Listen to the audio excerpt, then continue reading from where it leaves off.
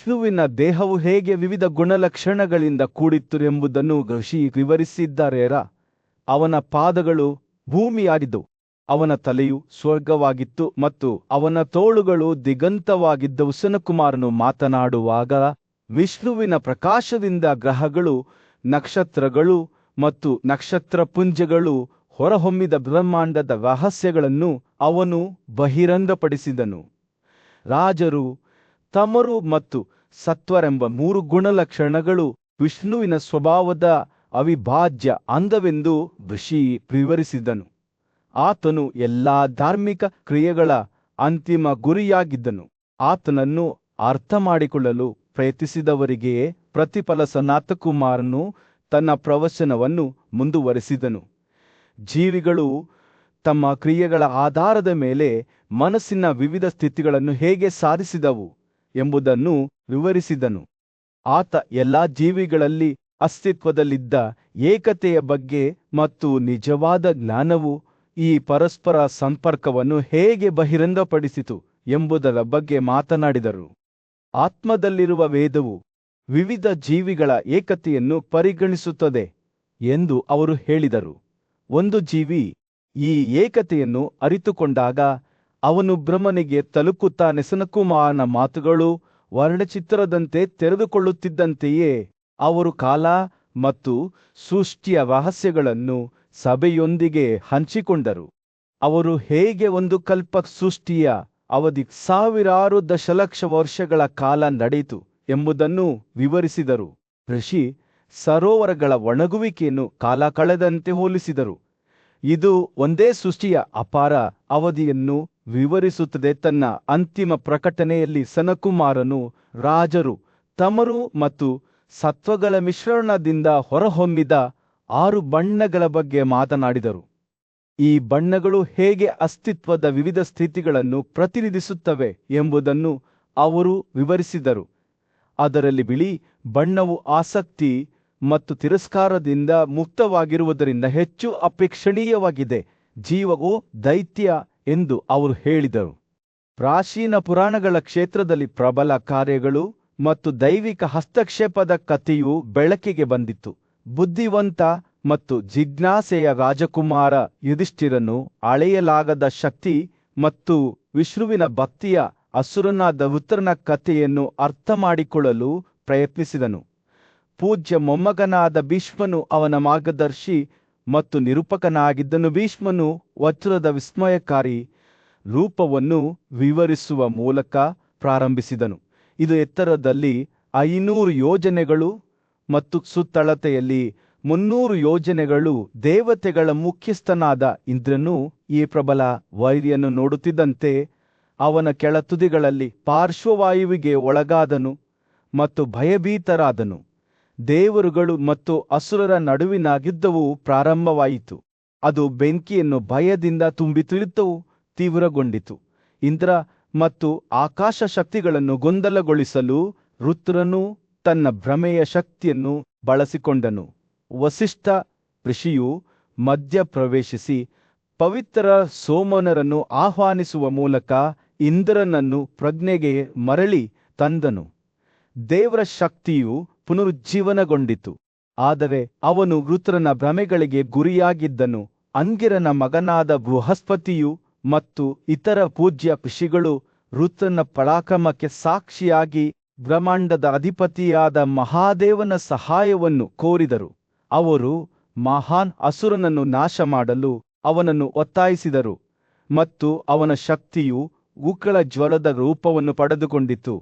ಅದು ರುದ್ರನ ದೇಹವನ್ನು ಭೇದಿಸಿತು. ಬ್ರಹ್ಮಾಂಡದ ದೈವಿಕ ರಕ್ಷಕನಾದ ವಿಷ್ಣುವು ಇಂದ್ರನ ಗುಡುಗನ್ನು ಪ್ರವೇಶಿಸಿ ಅದನ್ನು ತನ್ನದೇ ಆದ ಸತ್ವದಿಂದ ಸಶಕ್ತಗೊಳಿಸಿದನು. ವಸಿಷ್ಠ ಮತ್ತು ಬೃಹಸ್ಪತಿಯ ನೇತೃತ್ವದಲ್ಲಿ ಋಷಿಗಳು ರುದ್ರನನ್ನು ತಡಮಾಡದೆ ಕೊಲ್ಲುವಂತೆ ಇಂದ್ರನನ್ನು ಬೇಡಿಕೊಂಡರು. 3 ಕಣ್ಣುಗಳ ದೇವರಾದ ಮಹೇಶ್ವರನು ಇಂದ್ರನಿಗೆ ತನ್ನ ಶಕ್ತಿಯನ್ನು ನೀಡಿ, ಯೋಗದ ಸಹಾಯದಿಂದ ದೇವತೆಗಳ ಮುಖ್ಯಸ್ಥನೇ, ನೀನು ಅವನನ್ನು ಕೊಲ್ಲು ಎಂದು ಹೇಳಿದನು. ಮಹಾದೇವ ಮತ್ತು ವಿಷ್ಣುವಿನ ಆಶೀರ್ವಾದದಿಂದ ಈಗ ಶಕ್ತಿಶಾಲಿಯಾಗಿರುವ ಇಂದ್ರನು, ಓ ದೇವರೇ, ನಿನ್ನ ಕಣ್ಣುಗಳ ಮುಂದೆ ನಾನು ನಿನ್ನ ಕೃಪೆಯಿಂದ ದ್ವಿತೀಯ ಈ ಅಸೇಯ ಮಗನನ್ನು ನನ್ನ ಗುಡುಗು ಸಿಡಿಲಿನಿಂದ ಕೊಲ್ಲುತ್ತೇನೆ ಎಂದು ಘೋಷಿಸಿದನು. ಹೀಗೆ ಮಹಾದೇವನ ಶಕ್ತಿಯಿಂದ ಹುಟ್ಟಿದ ಜ್ವರದಿಂದ ಮಹಾನ್ ಅಸುರಪುತ್ರನು ಹೊರಬಂದನು. ವಿಜಯದ ನಿರೀಕ್ಷೆಯಲ್ಲಿ ದೇವತೆಗಳು ಮತ್ತು ಋಷಿಗಳು ಸಂತೋಷಪಡುತ್ತಿದ್ದಂತೆ ಡ್ರಮ್ಗಳು, ಶಂಖಗಳು ಮತ್ತು ಕೆಟ್ಟನಿದ್ರಂಗಳು ಪ್ರತಿಧ್ವನಿಸಲು ಪ್ರಾರಂಭಿಸಿದವು. ಗಾಳಿಯನ್ನು ಸಂತೋಷದ ಸಂಗೀತದಿಂದ ತುಂಬಿದವು. ಇದ್ದಕ್ಕಿದ್ದಂತೆ ಅಸುರರು ಸ್ಮರಣೆಯ ನಷ್ಟದಿಂದ ಬಳಲುತ್ತಿದ್ದರು. ಅವರ ಭ್ರಮೆಯ ಶಕ್ತಿಗಳು ಕಣ್ಮರೆಯಾದವು. ಋಷಿಗಳು ಮತ್ತು ದೇವತೆಗಳು ಇಂದ್ರನನ್ನು ತನ್ನ ದಾಳಿಯನ್ನು ತ್ವರಿತಗೊಳಿಸಲು ಒತ್ತಾಯಿಸಿದರು ಮತ್ತು ಈಗ ದೈವಿಕ ಶಕ್ತಿಯಿಂದ ರೂಪಾಂತರಗೊಂಡ ಪ್ರಬಲ ದೇವರು ಅದನ್ನು ನೋಡಿದಾಗೆಲ್ಲರಲ್ಲೂ ಭಯವನ್ನು ಪ್ರೇರೇಪಿಸುವ ರೂಪವನ್ನು ಪಡೆದುಕೊಂಡನು. ಹೀಗೆ ದೇವತೆಗಳ ಶಕ್ತಿ ಮತ್ತು ಭಕ್ತಿಯ ಶಕ್ತಿಗೆ ಸಾಕ್ಷಿಯಾದ ವೃತ್ರನ ಪತನದ ಕಥೆಯನ್ನು ಹೇಳಲಾಯಿತು. ಯುಧಿಷ್ಠಿರನ ಕುತೂಹಲವು ತೃಪ್ತಿಯಾಗಿತ್ತು, ಆದರೆ ಕಥೆಯೂ ಹಾಗೆಯೇ ಕುಳಿಯಿತು. ದೂರದ ಯುಗದಲ್ಲಿ ಮಹಾಶಕ್ತಲಾದ ಅಸುರನಾದ ವೃತ್ರನು ಮಹಾದೇವನ ದೈವಿಕ ಶಕ್ತಿಯಿಂದ ಹುಟ್ಟಿದ ಜ್ವರದಿಂದ ಬಳಲುತ್ತಿದ್ದನು. ಅವನ ದೇಹವು ನಡುಗಲು ಪ್ರಾರಂಭಿಸಿತು. ಅವನ ಉಸಿರು ದಟ್ಟವಾಯಿತು ಮತ್ತು ಶ್ರಮಿಸಿತು ಮತ್ತು ಅವನ ತುಟಿಗಳ ಮೇಲೆ ಜ್ವಾಲೆಗಳು ನರ್ತಿಸಿದವು. ಅವನ ಸುತ್ತಲಿನ ಗಾಳಿಯು ಗಣಹದ್ದುಗಳು, ಕ್ರೇನ್ಗಳು ಮತ್ತು ಕನಕಗಳ ಕೂಗುಗಳಿಂದ ತುಂಬಿತ್ತು. ಅವನ ತಲೆಯ ಮೇಲೆ ಸುತ್ತುತ್ತಿದ್ದವು. ದೇವತೆಗಳ ರಾಜನಾದ ಇಂದ್ರನು ತನ್ನ ಗುಡುಗುಗಳೊಂದಿಗೆ ವೃತ್ರನ ರೂಪವನ್ನು ನೋಡುತ್ತಿದ್ದನು. ಅಸುರನು ಯಾತನೆಯಿಂದ ಆಕಳಿಸುತ್ತಿದ್ದಂತೆ ಇಂದ್ರನು ಅವನನ್ನು ಒಂದು ಯುಗದ ಕೊನೆಯಲ್ಲಿ ಬ್ರಹ್ಮಾಂಡದ ಉರಿಯುತ್ತಿರುವ ವಿನಾಶವನ್ನು ಹೋಲುವ ಮಿಂಚಿನ ಹೊಡೆತದಿಂದ ಹೊಡೆದನು. ವೃತ್ರನು ಬಿದ್ದಾಗ ದೇವರುಗಳು ಸಂತೋಷಪಟ್ಟರು, ಆದರೆ ಅವರ ಸಂತೋಷವು ಅಲ್ಪಕಾಲಿಕವಾಗಿತ್ತು. ಹತ್ಯೆಗೀಡಾದ ಅಸುರನ ದೇಹದಿಂದ ಒಂದು ಭೀಕರವಾದ ದೇಹವು ಹೊರಹೊಮ್ಮಿತು. ಬ್ರಾಹ್ಮಣ ಹತ್ಯೆ, ಬ್ರಾಹ್ಮಣನನ್ನು ಕೊಲ್ಲುವ ಪಾಪದ ಅಭಿವ್ಯಕ್ತಿ. ಅವಳ ರೂಪವು ನೋಡಲು ಭಯಾನಕವಾಗಿತ್ತು. ಕಪ್ಪು ಕಂದು ಮತ್ತು ಭೀಕರ ಛಿದ್ರಗೊಂಡ ಕೂದಲು ಮತ್ತು ಕಣ್ಣುಗಳು ಭಯವನ್ನು ಪ್ರೇರೇಪಿಸಿದರು.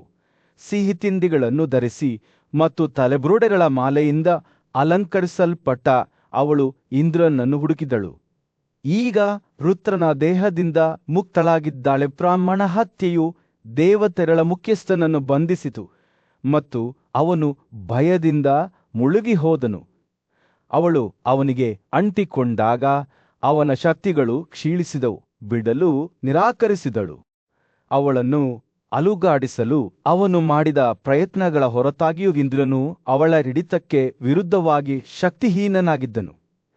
ದೇವರು ಅಂತಿಮವಾಗಿ ಈ ಭೀಕರವಾದ ಸಂಕಟದಿಂದ ಪರಿಹಾರವನ್ನು ಕೋರಿ ಬ್ರಹ್ಮನ ಮುಂದೆ ತನ್ನನ್ನು ಪ್ರಸ್ತುತಪಡಿಸಿದನು. ಬ್ರಹ್ಮನು ಇಂದ್ರನ ದುರವಸ್ಥೆಯನ್ನು ಆಲಿಸಿದನು ಮತ್ತು ಬ್ರಾಹ್ಮಣ ಹತ್ಯೆಯ ಹಿಡಿತದಿಂದ ಅವನನ್ನು ಬಿಡುಗಡೆ ಮಾಡುವ ವಿಧಾನಗಳ ಬಗ್ಗೆ ಯೋಚಿಸಿದನು. ಅವನು ತೊಂದರೆಗೀಡಾದ ಮಗುವನ್ನು ಸಮಾಧಾನಪಡಿಸಿದಂತೆ ಸೌಮ್ಯವಾದ ಧ್ವನಿಯಲ್ಲಿ ಮಾತನಾಡಿದನು. ಓ ಸ್ನೇಹಶೀಲಮೇ, ಆಕಾಶಗಳ ಮುಖ್ಯಸ್ಥನು ನಿನ್ನಿಂದ ಮುಕ್ತನಾಗಲಿ. ನನಗೆ ಹೇಳು, ನಾನು ನಿನಗಾಗಿ ಏನು ಮಾಡಲಿ? ನಿನ್ನ ಯಾವ ಬಯಕೆಯನ್ನು ನಾನು ಪೂರೈಸಬೇಕು?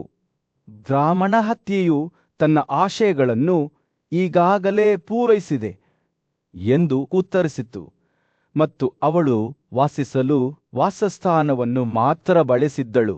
ಅಜ್ಜಿ ಅವಳ ಕೋರಿಕೆಯನ್ನು ಅಂಗೀಕರಿಸಿದಳು, ಆದರೆ ಇಂದ್ರನನ್ನು ಅವಳ ಹಿಡಿತದಿಂದ ಮುಕ್ತಗೊಳಿಸಲು ಒಂದು ಯೋಜನೆಯನ್ನು ರೂಪಿಸಿದಳು. ಅವನು ಅರ್ಪಣೆಗಳನ್ನು ನಂಬುವ ಪ್ರಬಲ ಅಗ್ನಿಯನ್ನು ನೆನಪಿಸಿಕೊಂಡನು ಮತ್ತು ಬ್ರಾಹ್ಮಣ ಹತ್ಯೆಯ ಪಾಪದ ಒಂದು ಭಾಗವನ್ನು ತನ್ನ ಮೇಲೆ ತೆಗೆದುಕೊಳ್ಳುವಂತೆ ಅವನಿಗೆ ಸೂಚನೆ ನೀಡಿದನು. ಅಗ್ನಿ ಈ ಆಜ್ಞೆಯನ್ನು ಸ್ವೀಕರಿಸಿದನು ಮತ್ತು ಪಾಪದ 4ನೇ ಭಾಗವನ್ನು ತನ್ನ ಅಸ್ತಿತ್ವಕ್ಕೆ ತೆಗೆದುಕೊಳ್ಳುವ ಜವಾಬ್ದಾರಿಯನ್ನು ವಹಿಸಿಕೊಂಡನು. ಅಗ್ನಿ ಹಾಗೆ ಮಾಡುವಾಗ ತನ್ನ ಹೊತ್ತಿ ಉರಿಯುತ್ತಿರುವ ರೂಪದಲ್ಲಿ ಕಾಣಿಸಿಕೊಂಡಾಗ ತನ್ನನ್ನು ಅರ್ಪಣೆ ಮಾಡಿದ ವ್ಯಕ್ತಿಗೆ ಪಾಪವು ಪ್ರವೇಶಿಸುತ್ತದೆ ಎಂದು ಅವನು ಕಂಡುಹಿಡಿದನು. ನಂತರ ಮೊಮ್ಮಗ ಮರಗಳು, ಗಿಡಮೂಲಿಕೆಗಳು ಮತ್ತು ಹುಲ್ಲುಗಳನ್ನು ಕರೆದು ಬ್ರಾಹ್ಮಣ ಹತ್ಯೆಯ ಪಾಪದ ಮತ್ತೊಂದು ಭಾಗವನ್ನು ತಮ್ಮ ಮೇಲೆ ತೆಗೆದುಕೊಂಡನು. ಸೃಷ್ಟಿಕರ್ತನು ಸಂಬೋಧಿಸಿದ ಅವರು ಈ ಹೊರೆಯನ್ನು ವರಿಸಲು ಒಪ್ಪಿಕೊಂಡರು. ಆದರೆ ತಮ್ಮದೇ ಆದ ಪಾರುಗಾಣಿಕಾ ವಿಧಾನವನ್ನು ಕೇಳಿದರು. ಪವಿತ್ರ ಪರ್ವದ ದಿನಗಳಲ್ಲಿ ತೀರ್ಪಿನ ದಿಗ್ಭ್ರಮೆಯ ಮೂಲಕ ಅವುಗಳಲ್ಲಿ ಯಾವುದನ್ನಾದರೂ ಕತ್ತರಿಸುವ ಅಥವಾ ಹರಿದು ಹಾಕುವ ವ್ಯಕ್ತಿಯು ಪಾಪವನ್ನು ಹೊಂದುತ್ತಾನೆ ಎಂದು ಕಜ್ಜಿ ಬಹಿರಂಗಪಡಿಸಿದರು. ಮರಗಳು ಮತ್ತು ಗಿಡಮೂಲಿಕೆಗಳು. ಯುಧಿಷ್ಠಿರನ ಸಮ್ಮುಖದಲ್ಲಿ ಭೀಷ್ಮನು ಜ್ವರದ ಮೂಲವನ್ನು ವಿವರಿಸಲು ಪ್ರಾರಂಭಿಸಿದನು. ಎಲ್ಲಾ ಜೀವಿಗಳ ಒಡೆಯನಾದ ಮಹಾದೇವನು ಮೇರು ಶಿಖರದ ಮೇಲೆ ವಾಸಿಸುತ್ತಿದ್ದ ದೀರ್ಘಕಾಲದ ಬಗ್ಗೆ ಮಾತನಾಡುವಾಗ ಅಜ್ಜಿಯ ಕಣ್ಣುಗಳು ಬುದ್ಧಿವಂತಿಕೆಯಿಂದ ಹೊಳೆಯುತ್ತಿದ್ದವು. ಈ ಪವಿತ್ರ ಶಿಖರವು ಆಭರಣಗಳು ಮತ್ತು ರತ್ನಗಳಿಂದ ಅಲಂಕರಿಸಲ್ಪಟ್ಟಿತ್ತು ಮತ್ತು ಅದರ ವೈಭವವು ಅಲ್ಲಿ ವಾಸಿಸುತ್ತಿದ್ದ ದೈವಿಕ ಜೀವಿಗಳ ವೈಭವಕ್ಕೆ ಮಾತ್ರ ಹೊಂದಿಕೆಯಾಯಿತು. ಪರ್ವತಗಳ ರಾಜನ ಮಗಳಾದ ಉಮಾ ಸೇರಿದಂತೆ ದಿವ್ಯ ಋಷಿಗಳು, ದೇವತೆಗಳು ಆಗಾಗ್ಗೆ ಈ ಪವಿತ್ರ ಸ್ಥಳದಲ್ಲಿ ಮಹಾದೇವನಿಗೆ ಗೌರವ ಸಲ್ಲಿಸುತ್ತಿದ್ದರು. ಗಾಳಿಯು ಸುಗಂಧ ದ್ರವ್ಯಗಳ ಸಿಹಿ ಸುವಾಸನೆಯಿಂದ ತುಂಬಿತ್ತು ಮತ್ತು ಮರಗಳು ಪ್ರತಿ ವಧುವಿನ ಹೂವುಗಳಿಂದ ಅರಳುತ್ತಿದ್ದವು. ವಿದ್ಯಾಧರರು, ಸಿದ್ಧರು, ಸನ್ಯಾಸಿಗಳು ಮತ್ತು ಪ್ರೇತಾತ್ಮಗಳು ಮತ್ತು ರಾಕ್ಷಸರು ಸಹ ಭಗವಂತನನ್ನು ಪೂಜಿಸಲು ಅಲ್ಲಿ ಸೇರುತ್ತಿದ್ದರು. ಭೀಷ್ಮನು ತನ್ನ ಕಥೆಯನ್ನು ಮುಂದುವರೆಸಿದಾಗ ಅವನು ಹಿಮಾವತ್ ಪರ್ವತದ ಮೇಲೆ ಪ್ರಜಾಪತಿ ದಕ್ಷನ ಭವ್ಯವಾದ ಯಜ್ಞದ ಬಗ್ಗೆ ಮಾತನಾಡುತ್ತಿದ್ದನು. ದೇವತೆಗಳು ಸಕ್ರನ ನೇತೃತ್ವದಲ್ಲಿ ಸಮಾರಂಭದಲ್ಲಿ ಭಾಗವಹಿಸಲು ಒಟ್ಟುಗೂಡಿದ್ದರು. ಆದರೆ ಮಹಾದೇವನು ಹಾಜರಾಗಲು ನಿರ್ಧರಿಸಲಿಲ್ಲ. ಕುತೂಹಲ ಮತ್ತು ಕಾಳಜಿಯಿಂದ ತುಂಬಿದ ಉಮಾ ತನ್ನ ದೈವಿಕ ಸಂಗಾತಿಯನ್ನು ತಾನು ಇತರ ದೇವರುಗಳನ್ನು ಏಕೆ ಸೇರಿಕೊಳ್ಳಲಿಲ್ಲ ಎಂದು ಕೇಳಿದಳು. ಪುರಾತನ ವ್ಯವಸ್ಥೆಯ ಪ್ರಕಾರ ಯಜ್ಞದ ಅರ್ಪಣೆಗಳ ಯಾವುದೇ ಪಾಲನ್ನು ತನಗೆ ನೀಡಲಾಗಿಲ್ಲ ಎಂದು ಮಹಾದೇವರು ವಿವರಿಸಿದನು. ಇದು ಉಮಾಗೆ ಬಹಳ ಸಂಕಟವನ್ನುಂಟು ಮಾಡಿತು ಮತ್ತು ಈ ಅವಮಾನವನ್ನು ಅಳಿಸಿಹಾಕುವಂತೆ ಆಕೆ ಮಹಾದೇವನನ್ನು ಬೇಡಿಕೊಂಡಳು. ಅವನ ಹೆಂಡತಿಯ ಮಾತುಗಳಿಂದ ಪ್ರೇರೇಪಿಸಲ್ಪಟ್ಟ ಮಹಾದೇವನು ದಕ್ಷನ ಯಜ್ಞವನ್ನು ಕೊನೆಗೊಳಿಸಲು ನಿರ್ಧರಿಸಿದನು. ಮಹಾದೇವನು ತನ್ನ ಭಯಂಕರ ಅನುಯಾಯಿಗಳೊಂದಿಗೆ ಭಾರೀ ಗರ್ಜನೆಯೊಂದಿಗೆ ಹಿಮಾವತ್ ಮೇಲೆ ಇಳಿದನು. ಅವರು ಯಜ್ಞವನ್ನು ನಾಶಪಡಿಸಿದರು ಮತ್ತು ಉಂಟಾದ ಅವ್ಯವಸ್ಥೆಯಲ್ಲಿ ನಾಶವಾದ ಬಲಿಪೀಠದ ಜ್ವಾಲೆಯಿಂದ ಜಿಂಕೆಯಂತಹ ಪ್ರಾಣಿಯು ಹೊರಹೊಮ್ಮಿತು. ಈ ಪ್ರಾಣಿಯು ಆಕಾಶದಲ್ಲಿ ಓಡಿಹೋಯಿತು. ಅದನ್ನು ಮಹಾದೇವನು ಬಿಲ್ಲು ಮತ್ತು ಬಾಣದಿಂದ ಹಿಂಬಾಲಿಸಿದನು. ಮಹಾದೇವನ ಕೋಪವು ತನ್ನ ಉತ್ತುಂಗವನ್ನು ತಲುಪುತ್ತಿದ್ದಂತೆ ಬೆವರಿನ ಒಂದು ಹನಿ ಭೂಮಿಯ ಮೇಲೆ ಬಿದ್ದು ಉರಿಯುವ ಬೆಂಕಿಯನ್ನು ಹುಟ್ಟುಹಾಕಿತು. ಈ ಬೆಂಕಿಯಿಂದ ಅಪಾರ ಶಕ್ತಿಯ ಜೀವಿಯು ಹೊರಹೊಮ್ಮಿತು. ರಕ್ತ ಕೆಂಪು ಕಣ್ಣುಗಳು, ಹಸಿರು ಗಡ್ಡ ಮತ್ತು ಗಿಡುಗ ಅಥವಾ ಗೂಬೆಯಂತೆ ಕೂದಲು. ಈ ವ್ಯಕ್ತಿಯು ತ್ವರಿತವಾಗಿ ತ್ಯಾಗದ ಮೂರ್ತರೂಪವನ್ನು ಸೇವಿಸಿದನು ಮತ್ತು ನಂತರ ದೇವತೆಗಳು ಮತ್ತು ಋಷಿಗಳ ಕಡೆಗೆ ಧಾವಿಸಿದನು. ತಮ್ಮ ಪಾದಗಳ ಕೆಳಗೆ ಭೂಮಿಯು ನಡುಗುತ್ತಿರುವುದರಿಂದ ದೇವರುಗಳು ಭಯಭೀತರಾಗಿ ಓಡಿಹೋದರು. ಮೊಮ್ಮಗನಾದ ಬ್ರಹ್ಮನು ಮಹಾದೇವನಿಗೆ ಕಾಣಿಸಿಕೊಂಡನು ಮತ್ತು ತನ್ನ ಕೋಪವನ್ನು ಹಿಂತೆಗೆದುಕೊಳ್ಳುವಂತೆ ಬೇಡಿಕೊಂಡನು. ದೇವತೆಗಳು ಇನ್ನು ಮುಂದೆ ಮಹಾದೇವನಿಗೆ ಯಜ್ಞದ ಅರ್ಪಣೆಗಳಲ್ಲಿ ಒಂದು ಪಾಲನ್ನು ನೀಡುವುದಾಗಿ ಅವನು ಘೋಷಿಸಿದನು. ಮಹಾದೇವನ ಬೆವರಿಂದ ಜನಿಸಿದ ವ್ಯಕ್ತಿಯು ಜ್ವರದಂತೆ ಜೀವಿಗಳ ನಡುವೆ ಅಲೆದಾಡುವಂತೆ ಬ್ರಾಹ್ಮಣನು ಸೂಚಿಸಿದನು. ಅಜ್ಜಿಯು ಮಾತನಾಡುವುದನ್ನು ಮುಗಿಸಿದಾಗ ಅವನು ಮಹಾದೇವನಿಗೆ ಯಜ್ಞದ ಒಂದು ಭಾಗವನ್ನು ನಿಗದಿಪಡಿಸಿದನು ಮತ್ತು ದೈವಿಕ ಭಗವಂತನ ಕೋಪವು ಕಡಿಮೆಯಾಗಲು ಪ್ರಾರಂಭಿಸಿತು. ಈ ಕಥೆಯೊಂದಿಗೆ ಭೀಷ್ಮನು ಜ್ವರದ ಮೂಲದ ಬಗ್ಗೆ ತನ್ನ ವೃತ್ತಾಂತವನ್ನು ಮುಕ್ತಾಯಗೊಳಿಸಿದನು. ಇದು ಯುಧಿಷ್ಠಿರನಿಗೆ ಭವ್ಯತೆಯ ಭಯವನ್ನುಂಟು ಮಾಡಿತ್ತು.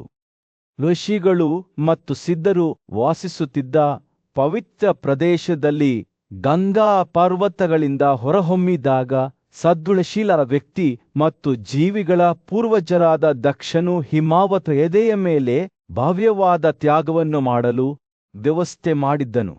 ದೇವತೆಗಳು, ದಾನವರು, ಗಾಂಧರ್ವರು, ಪಿಶಾಚರು, ಹಾವುಗಳು, ರಾಕ್ಷಸರು ಮತ್ತು 4 ವರ್ಗಗಳ ಇತರ ಅನೇಕ ಜೀವಿಗಳನ್ನು ಆಚರಣೆಯಲ್ಲಿ ಭಾಗವಹಿಸಲು ಆಹ್ವಾನಿಸಲಾಯಿತು.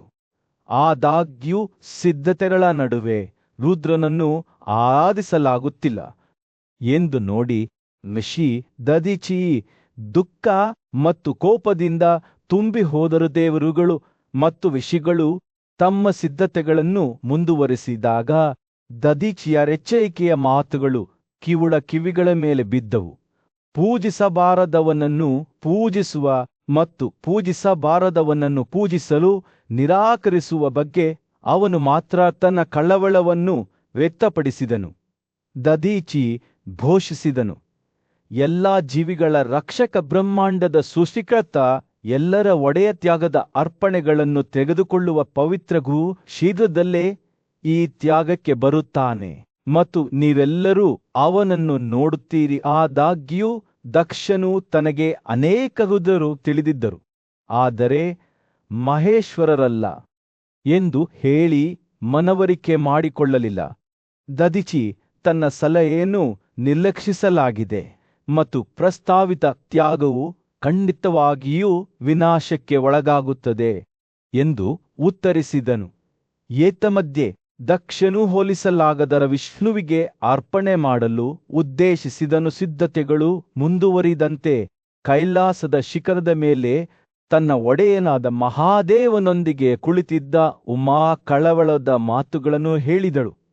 ಯಜ್ಞಗಳಲ್ಲಿ ತನ್ನ ಪ್ರಸಿದ್ಧ ಪತಿಗೆ ಅರ್ಪಣೆಗಳ ಪಾಲನ್ನು ಪಡೆಯಲು ಯಾವ ಉಡುಗೊರೆಗಳು, ಪ್ರತಿಜ್ಞೆಗಳು ಅಥವಾ ತಪಸ್ಸುಗಳನ್ನು ಮಾಡಬೇಕೆಂದು ಅವಳು ಕೇಳಿದಳು. ಮಹಾದೇವನು ಸಂತೋಷದ ಮುಖಭಾವದಿಂದ ಪಾಪಿಗಳು ಮತ್ತು ಚಿಂತನೆಯಿಲ್ಲದವರು ಮಾತ್ರ ಅವನನ್ನು ಅರ್ಥ ಮಾಡಿಕೊಳ್ಳುವುದಿಲ್ಲ ಎಂದು ಉತ್ತರಿಸಿದನು. ಮಂತ್ರಗಳು, ಸ್ತುತಿಗಳು ಮತ್ತು ತ್ಯಾಗಗಳ ಮೂಲಕ ಪೂಜಿಸಲ್ಪಡುತ್ತಿದ್ದವನು ತಾನೇ ಎಂದು ಅವನು ಬಹಿರಂಗಪಡಿಸಿದನು. ನಂತರ ಮಹಾದೇವನು ದಕ್ಷನ ತ್ಯಾಗವನ್ನು ನಾಶ ಮಾಡಲು ತನ್ನ ಬಾಯಿಂದ ವೀಯಭದ್ರನೆಂದು ಕರೆಯಲ್ಪಡುವ ಭಯಂಕರ ಜೀವಿಯನ್ನು ಸೃಷ್ಟಿಸಿದನು. ಈ ಜೀವಿಯು ಅಳೆಯಲಾಗದ ಶಕ್ತಿ ಮತ್ತು ಧೈರ್ಯದಿಂದ ಮಹಾದೇವನ ಕ್ರೋಧದ ಜೀವಂತ ಮೂರ್ತರೂಪವಾಗಿತ್ತು. ಅವನೊಂದಿಗೆ ರೌಮ್ಯರು ಎಂದು ಕರೆಯಲ್ಪಡುವ 100 ಮತ್ತು 1000 ಆತ್ಮ ಮುಖ್ಯಸ್ಥರು ಅದನ್ನು ನಾಶ ಮಾಡುವ ಬಯಕೆಯಿಂದ ತುಂಬಿದ ತ್ಯಾಗದ ಸ್ಥಳಕ್ಕೆ ಧಾವಿಸಿದರು. ಅವರ ಆಗಮನದ ಸದ್ದು ಆಕಾಶವನ್ನು ತಲುಪುತ್ತಿದ್ದಂತೆ ಸ್ವರ್ಗದ ನಿವಾಸಿಗಳು ಭಯದಿಂದ ತುಂಬಿದ್ದರು. ಅವರ ಭಯಾನಕ ಕೂಗುಗಳು ಮತ್ತು ಕೂಗುಗಳ ಸದ್ದುಗಳಿಂದ ಪರ್ವತಗಳು ಸ್ವತಃ ನಡುಗಿದವು. ವಿನಾಶದ ಶಕ್ತಿಗಳು ಮತ್ತು ತ್ಯಾಗಕ್ಕಾಗಿ ಒಟ್ಟುಗೂಡಿದ ದೇವರುಗಳ ನಡುವಿನ ದುರಂತದ ಘರ್ಷಣೆಗೆ ವೇದಿಕೆ ಸಿದ್ಧವಾಗಿತ್ತು. ಸೂರ್ಯನು ಕುರುಕ್ಷೇತ್ರದ ಉರುಳುತ್ತಿರುವ ಬೆಟ್ಟಗಳ ಮೇಲೆ ಮುಳುಗಲು ಪ್ರಾರಂಭಿಸಿದನು. ವಿಶಾಲವಾದ ಭೂಮಿಯ ಮೇಲೆ ಬೆಚ್ಚಗಿನ ಕಿತ್ತಳೆ ಬಣ್ಣದ ಹೊಳಪನ್ನು ಬೀಸಿದನು. ಪಾಂಡವ ಸಹೋದರರಲ್ಲಿ ಹಿರಿಯನಾದ ಯುಧಿಷ್ಠಿರನು ಭೀಷ್ಮನ ಮಾತುಗಳನ್ನು ಕೇಳುವಾಗ ಉತ್ಸಾಹದಿಂದ ಕುಳಿತನು. ಎಲ್ಲಾ ಜೀವಿಗಳ ಸೃಷ್ಟಿಕರ್ತನಾದ ದಕ್ಷನು ಆ ಮಹಾನ್ ದೇವತೆಯನ್ನು ಆರಾಧಿಸಿದ ಹೆಸರುಗಳನ್ನು ವಿವರಿಸಲು ಪೂಜ್ಯ ಯೋಧನನ್ನು ಯುಧಿಷ್ಠಿರನು ಕೇಳಿದ್ದನು. ಅವನು ಮಾತನಾಡಲು ಪ್ರಾರಂಭಿಸಿದಾಗ ಭೀಷ್ಮನ ಕಣ್ಣುಗಳು ಆಳವಾದ ಗೌರವದಿಂದ ಹೊಳೆಯುತ್ತಿದ್ದವು. ಕೇಳು ಓ ಭರತ, ಅವನ ಧ್ವನಿಯು ಮಂದವಾಗಿತ್ತು ಮತ್ತು ಶಾಂತವಾಗಿತ್ತು. ರಹಸ್ಯವಾದ ಮತ್ತು ಘೋಷಿತವಾದ 2 ಹೆಸರುಗಳು ಆ ದೇವತೆಗಳ ದೇವತೆಯವು, ಅಸಾಧಾರಣ ಸಾಧನೆಗಳ ದೇವತೆ, ರಹಸ್ಯ ವ್ರತಗಳ ತಪಸ್ವಿ. ಯುಧಿಷ್ಠಿರನ ಕುತೂಹಲವು ಹೆಚ್ಚಾಯಿತು ಮತ್ತು ಆತ ಹೆಸರುಗಳ ಪಟ್ಟಿಯನ್ನು ಕೇಳಲು ಉತ್ಸುಕನಾಗಿ ಮುಂದೆ ವಾಲಿದನು. ಸೃಷ್ಟಿಕರ್ತನಾದ ದಕ್ಷನು ಭಕ್ತಿಯಿಂದ ತುಂಬಿದ ಧ್ವನಿಯಲ್ಲಿ ಮಾತನಾಡಲು ಪ್ರಾರಂಭಿಸಿದನು. ಎಲ್ಲ ದೇವತೆಗಳ ಒಡೆಯನೇ, ನಾನು ನಿನಗೆ ತಲೆಬಾಗುತ್ತೇನೆ ಎಂದು ಅವನ ಮಾತುಗಳು ನದಿಯಂತೆ ಸುರಿಯುತ್ತಿದ್ದವು. ನೀನು ಅಸುರರ ಪಡೆಗಳನ್ನು ನಾಶ ಮಾಡುವವನಾಗಿದ್ದಿ. ನೀನು ಸ್ವತಃ ಆಕಾಶದ ಮುಖ್ಯಸ್ಥನ ಬಲವನ್ನು ಪಾರ್ಶ್ವವಾಯುವಿಗೆ ತಳ್ಳುವವನಾಗಿದ್ದಿ. ನೀನು ದೇವರುಗಳು ಮತ್ತು ದಾನವರು ಇಬ್ಬರಿಂದಲೂ ಆರಾಧಿಸಲ್ಪಟ್ಟಿದ್ದೀಯಾ ಎಂದು ದಕ್ಷನು ಹೇಳಿದನು. ದಕ್ಷನು ಮಾತನಾಡುವುದನ್ನು ಮುಂದುವರೆಸಿದಾಗ ಅವನು ಭಗವಂತನನ್ನು ಸ್ಪಷ್ಟವಾದ ಪದಗಳಲ್ಲಿ ವಿವರಿಸಿದನು. ಅವನು ಉಗ್ರ ಕಣ್ಣುಗಳು ಮತ್ತು 3 ಕಣ್ಣುಗಳುಳ್ಳ ಎಲ್ಲ ದಿಕ್ಕುಗಳಲ್ಲಿ ಕೈ ಮತ್ತು ಕಾಲುಗಳನ್ನು ಚಾಚಿಕೊಂಡಿರುವ 1000 ಕಣ್ಣುಗಳ ದೇವತೆಯ ಬಗ್ಗೆ ಮಾತನಾಡುತ್ತಿದ್ದನು. ಅವನ ಕಣ್ಣುಗಳು ಮತ್ತು ತಲೆಯು ಎಲ್ಲ ದಿಕ್ಕುಗಳಲ್ಲಿಯೂ ತಿರುಗಿತ್ತು. ಅವನ ಕಿವಿಗಳು ಬ್ರಹ್ಮಾಂಡದಲ್ಲಿ ಎಲ್ಲೆಡೆ ಇದ್ದವು ಮತ್ತು ಅವನು ಎಲ್ಲೆಡೆಯೇ ಇದ್ದನು. ದಕ್ಷನು ಭಗವಂತನನ್ನು ವರ್ಣಿಸುವುದನ್ನು ಮುಂದುವರಿಸಿದಾಗ ಅವನ ಮಾತುಗಳು ಹೆಚ್ಚು ವಿಸ್ತಾರವಾದವು. ನೀನು ದುಂಡಾದ ಕಿವಿಯವನು, ನೀನು ದೊಡ್ಡ ಕಿವಿಯವನು ಮತ್ತು ನೀನು ಮಡಕೆಯ ಕಿವಿಯವನು ಎಂದು ಹೇಳಿದನು. ನೀನು ಸಮುದ್ರದ ಭಂಡಾರ ಎಂದು ಹೇಳಿದನು. ಅವನು ಭಗವಂತನ 100 ಹೊಟ್ಟೆ, ಅವನ 100 ಕ್ರಾಂತಿಗಳು ಮತ್ತು ಅವನ 100 ನಾಲಿಗೆಯ ಬಗ್ಗೆ ಹೇಳಿದನು. ಹೆಸರುಗಳ ಪಟ್ಟಿ ಮುಂದುವರಿಯುತ್ತಾ ಹೋಯಿತು. ಪ್ರತಿಯೊಂದು ದೇವತೆಯ ಮಿತಿಯಿಲ್ಲದ ಸ್ವಭಾವಕ್ಕೆ ಸಾಕ್ಷಿಯಾಯಿತು. ದಕ್ಷನು ಭಗವಂತನನ್ನು ಯಜ್ಞಗಳಲ್ಲಿ ಹೋತ್ರಿ, ಯಜ್ಞಗಳಲ್ಲಿ ಉಚ್ಚರಿಸಲಾಗುವ ಮಂತ್ರಗಳು ಮತ್ತು ಬಿಳಿ ಧ್ವಜಗಳು ಮತ್ತು ಮಾನದಂಡಗಳ ಒಡೆಯನೆಂದು ಹೇಳಿದನು. ಅವನು ಅವನನ್ನು ಬ್ರಹ್ಮಾಂಡದ ಹೊಕ್ಕುಳ ಎಂದು ವಿವರಿಸಿದನು. 5 ಮೂಲ ಅಂಶಗಳ ರೂಪದಲ್ಲಿ ಕಾರಣ ಮತ್ತು ಪರಿಣಾಮ 2 ಎಂದು ವಿವರಿಸಿದನು. ಯುಧಿಷ್ಠಿರನು ದಕ್ಷನ ಮಾತುಗಳನ್ನು ಕೇಳುತ್ತಿದ್ದಂತೆ ಅವನ ಹೃದಯವು ಆಶ್ಚರ್ಯ ಮತ್ತು ವಿಸ್ಮಯದಿಂದ ತುಂಬಿದಂತೆ ಭಾಸವಾಯಿತು. ಹೆಸರುಗಳ ಪಟ್ಟಿ ಅಂತ್ಯವಿಲ್ಲದಂತೆ ಕಾಣುತ್ತಿತ್ತು. ಪ್ರತಿಯೊಂದು ದೇವತೆಯ ಅನಂತ ಸ್ವರೂಪದ ಒಂದು ನೋಟವಾಗಿತ್ತು. ಅಂತಿಮವಾಗಿ ಶಾಶ್ವತತೆ ಎಂದು ತೋರುತ್ತಿದ್ದ ನಂತರ ದಕ್ಷನು ಮಾತನಾಡುವುದನ್ನು ಮುಗಿಸಿದನು. ಯುಧಿಷ್ಠಿರನು ಒಂದು ಕ್ಷಣ ಮೌನವಾಗಿ ಕುಳಿತು ಎಲ್ಲವನ್ನೂ ಒಳಗೆ ತೆಗೆದುಕೊಂಡನು. ನಂತರ ಆಳವಾದ ಬಿಲ್ಲಿನೊಂದಿಗೆ ಅವನು ತನ್ನ ಕೊನೆಯ ಮಾತುಗಳನ್ನು ಹೇಳಿದನು. ಓ ದೇವರೇ, ನಾನು ನಿನಗೆ ತಲೆಬಾಗುತ್ತೇನೆ ಎಂದು ಯುಧಿಷ್ಠಿರನು ತನ್ನ ಗೌರವ ತುಂಬಿದ ಧ್ವನಿಯಲ್ಲಿ ಹೇಳಿದನು. ನೀನೇ ಏಕಮಾತ್ರ ಸತ್ಯ, ನೀನೇ ಪರಮ ಸತ್ಯ. ಸೂರ್ಯನು ಭಾರತ ಸಾಮ್ರಾಜ್ಯದ ವಿಶಾಲ ವಿಸ್ತಾರದ ಮೇಲೆ ಉದಯಿಸಲು ಪ್ರಾರಂಭಿಸಿ ಭೂಪ್ರದೇಶದ ಮೇಲೆ ಬೆಚ್ಚಗಿನ ಹೊಳಪನ್ನು ಬೀರಿದನು. ಬುದ್ಧಿವಂತ ಮತ್ತು ನ್ಯಾಯಯುತ ರಾಜ ಯುಧಿಷ್ಠಿರನು ತನ್ನ ಪೂಜ್ಯ ಮೊಮ್ಮಗ ಭೀಷ್ಮನೊಂದಿಗೆ ಆಳವಾದ ಚಿಂತನೆಯಲ್ಲಿ ಕುಳಿತಿದ್ದನು. ಯುಧಿಷ್ಠಿರನು ತನ್ನ ಮನಸ್ಸಿನಲ್ಲಿ ತೂಗುತ್ತಿದ್ದ ಪ್ರಶ್ನೆಯನ್ನು ಕೇಳಿದಾಗ ಗಾಳಿಯು ನಿರೀಕ್ಷಿತ ಮೌನದಿಂದ ತುಂಬಿತ್ತು. ಅಜ್ಜಿ, ಅಧ್ಯಾತ್ಮ ಎಂದರೇನು ಮತ್ತು ಅದು ಎಲ್ಲಿಂದ ಹುಟ್ಟುತ್ತದೆ ಎಂದು ನನಗೆ ತಿಳಿಸಿ. ಭೀಷ್ಮನು ಅಧ್ಯಾತ್ಮನ ರಹಸ್ಯಗಳನ್ನು ವಿವರಿಸಲು ಪ್ರಾರಂಭಿಸಿದಾಗ ಅವನ ಕಣ್ಣುಗಳು ಬುದ್ಧಿವಂತಿಕೆಯಿಂದ ಹೊಳೆಯುತ್ತಿದ್ದವು. ಅಧ್ಯಾತ್ಮ ವಿಜ್ಞಾನದ ಸಹಾಯದಿಂದ ಅವನು ಹೇಳಿದನು, ಒಬ್ಬನು ಎಲ್ಲವನ್ನೂ ತಿಳಿದುಕೊಳ್ಳಬಹುದು, ಅದು ಎಲ್ಲಕ್ಕಿಂತ ಶ್ರೇಷ್ಠವಾಗಿದೆ ಮತ್ತು ಅದರ ರಹಸ್ಯಗಳನ್ನು ನಿಮಗೆ ವಿವರಿಸಲು ನಾನು ನನ್ನ ಕೈಲಾದಷ್ಟು ಪ್ರಯತ್ನಿಸುತ್ತೇನೆ. ಅವನು ಆಳವಾದ ಉಸಿರನ್ನು ತೆಗೆದುಕೊಂಡನು ಮತ್ತು ಅವನ ಮಾತುಗಳು ನದಿಯಂತೆ ಹರಿಯುತ್ತಿದ್ದವು. ಭೂಮಿ, ಗಾಳಿ, ಬಾಹ್ಯಾಕಾಶ, ನೀರು ಮತ್ತು ಬೆಳಕು, ಈ 5 ಮಹಾನ್ ಸತ್ವಗಳು ಎಲ್ಲ ಅಸ್ತಿತ್ವದ ಅಡಿಪಾಯವನ್ನು ರೂಪಿಸುತ್ತವೆ ಎಂದು ಭೀಷ್ಮನು ಹೇಳಿದನು. ಇವು ಎಲ್ಲಾ ಜೀವಿಗಳ ಮೂಲ ಮತ್ತು ನಾಶಕ್ಕೆ ಕಾರಣಗಳಾಗಿವೆ. ಸೂಕ್ಷ್ಮ ಮತ್ತು ಸ್ಥೂಲ 2 ಜೀವಿಗಳ ದೇಹಗಳು ಈ 5 ಸದ್ಗುಣಗಳ ಸಂಯೋಜನೆಯ ಪರಿಣಾಮವಾಗಿದೆ. ಅವನು ವಿರಮಿಸಿದನು. ಯುಧಿಷ್ಠಿರನಿಗೆ ತನ್ನ ಮಾತುಗಳ ಆರವನ್ನು ಹೀರಿಕೊಳ್ಳಲು ಅವಕಾಶ ಮಾಡಿಕೊಟ್ಟನು. ಈ 5 ಸತ್ವಗಳ ಸದ್ಗುಣಗಳು ಪದೇ ಪದೇ ಅಸ್ತಿತ್ವಕ್ಕೆ ಬರುತ್ತವೆ ಮತ್ತು ಎಲ್ಲಾ ವಸ್ತುಗಳ ಮೂಲ ಕಾರಣವಾದ ಪರಮಾತ್ಮನೊಂದಿಗೆ ವಿಲೀನಗೊಳ್ಳುತ್ತವೆ. ಭೀಷ್ಮ ಮುಂದುವರಿಸಿದವು. ಈ 5 ಮೂಲ ಸತ್ವಗಳಿಂದ ಎಲ್ಲ ಜೀವಿಗಳು ಸೃಷ್ಟಿಯಾಗುತ್ತವೆ ಮತ್ತು ಆ 5 ಮಹಾನ್ ಅಂಶಗಳಲ್ಲಿ ಎಲ್ಲಾ ಜೀವಿಗಳು ಸಾಗರದ ಅನಂತ ಅಲೆಗಳಂತೆ ಪದೇ ಪದೇ ತಮ್ಮನ್ನು ತಾವು ಪರಿಹರಿಸಿಕೊಳ್ಳುತ್ತವೆ. ಭೀಷ್ಮನು ಮಾತನಾಡುತ್ತಿದ್ದಂತೆ ಯುಧಿಷ್ಠಿರನ ಕಣ್ಣುಗಳು ಆಶ್ಚರ್ಯದಿಂದ ವಿಶಾಲವಾದವು. ಆತ ತನ್ನ ಮುಂದೆ ಅಸ್ತಿತ್ವದ ಸಂಕೀರ್ಣ ಜಾಲವು ತೆರೆದುಕೊಳ್ಳುತ್ತಿರುವುದನ್ನು ಕಂಡನು. ಹೇಗೆ ಬಾಹ್ಯಾಕಾಶದಿಂದ ಶಬ್ದವು ಹುಟ್ಟಿತು ಮತ್ತು ಎಲ್ಲ ದಟ್ಟವಾದ ಪದಾರ್ಥಗಳು ಭೂಮಿಯ ಗುಣಲಕ್ಷಣವಾಗಿದೆ, ಹೇಗೆ ಗಾಳಿಯಿಂದ ಜೀವವು ಹುಟ್ಟಿತು, ನೀರಿನಿಂದ ರುಚಿ ಮತ್ತು ಬೆಳಕಿನಿಂದ ರೂಪವಾಯಿತು. ವಿನಾಶವು ಬಂದಾಗ ಜೀವಿಗಳ ಅನಂತ ವೈವಿಧ್ಯತೆಯು ಆ 5 ಶ್ರೇಷ್ಠ ಸತ್ವಗಳಲ್ಲಿ ತಮ್ಮನ್ನು ತಾವು ವಿಲೀನಗೊಳಿಸಿಕೊಂಡಿತು ಎಂದು ಭೀಷ್ಮನು ಮತ್ತಷ್ಟು ವಿವರಿಸಿದನು. ಮತ್ತು ಸೃಷ್ಟಿಯು ಪ್ರಾರಂಭವಾದಾಗ ಅವು ಹೊಸದಾಗಿ ಹೊರಹೊಮ್ಮಿದವು.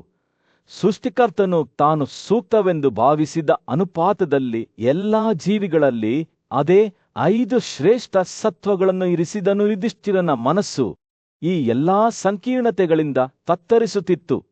ಆದರೆ ಭೀಷ್ಮನ ಮಾತುಗಳು ಸೌಮ್ಯವಾದ ಗಾಳಿಯಂತೆ ಅವನ ಅನುಮಾನಗಳನ್ನು ಶಮನಗೊಳಿಸುತ್ತಿದ್ದವು ಮತ್ತು ಶಾಂತಗೊಳಿಸುತ್ತಿದ್ದವು. ತಿಳುವಳಿಕೆಯು ಜೀವದಲ್ಲಿ ವಾಸಿಸುತ್ತದೆ.